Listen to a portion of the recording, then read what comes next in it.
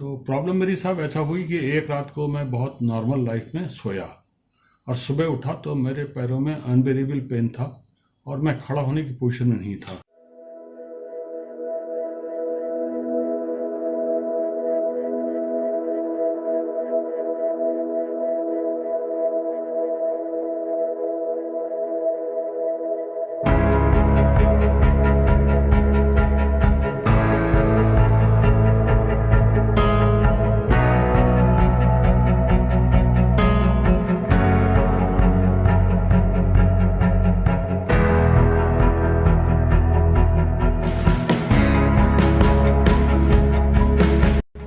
तो मैंने tele consultation करके एक न्यूरोलॉजिस्ट से कंसल्ट किया।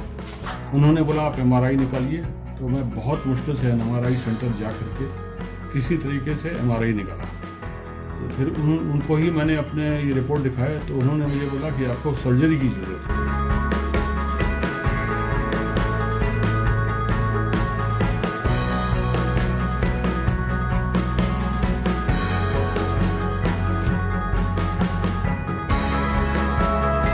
एक्चुअली यदि मैं बोलूँ तो सर को L4, L5 और L5S1 में स्पाइनल कैनाबिस्टोमोसिस एल्सिस की प्रॉब्लम और इसके साथ ही साथ PIVD भी थी, जिसकी वजह से इनके पैरों में बहुत पेन आ रहा था और he is not able to stand and walk. Exactly.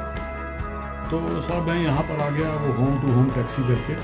फिर मैंने डॉक्टर निराला को बताया तो उन्होंने मुझे बोला कि नहीं आपको सर्जरी की ज़रूरत नहीं है। तो मैं थोड़ा कॉन्फिडेंट फील किया।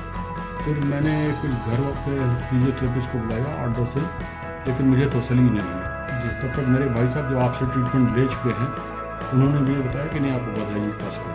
तो मैं उस डेट को जो आपने बताई एक्चुअली सर हमारे यहाँ आए थे तो व्हील चेयर पे आए थे। जब हमने एग्जामिन किया then we are find out कि इनके जो है ना पैर की मांसपेशियाँ पैरालाइज हुई थी। इवन देन ये घुटना मोड़ भी नहीं पाते थे, पंजा ऊपर नहीं कर पाते थे, पंजा नीचे नहीं कर पाते थे और इसके पैर के साथ साथ ये ग्लूट्स की मसल इनकी बिल्कुल पैरालाइज हो गई थी। जब हम लोग पैर बोलते थे पीछे ले जाने के लिए तो पीछे भी नहीं उठ पाता था, न घुटना मोड़ पाते थे, न घुटना सीधा हो पाता था राइट वाला, न पंजे पे चल पा रहे थे न एड़ी पे। अब यहाँ एक बात होती थी कि सर्जरी क्या नीडेड है, क्योंकि हमारे यहाँ आने से पहले इन्होंने न्यूरोसर्जन से ऑलरेडी कंसल्ट किया था और डॉक्टर साहब ने कहा कि जब पावर आपका लॉस हो ही गया है तो फिर अभी सर्जरी नहीं करेंगे।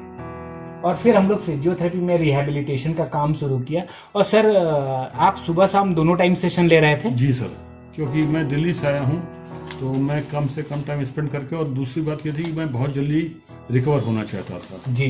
तो हम लोगों ने सुबह शाम यदि बोले तो सर कितने सेशन आपने लिए? मैंने साहब टोटल 38 सेशन लिए। टोटल 38 सेशन सुबह शाम हम लोगों ने लिया।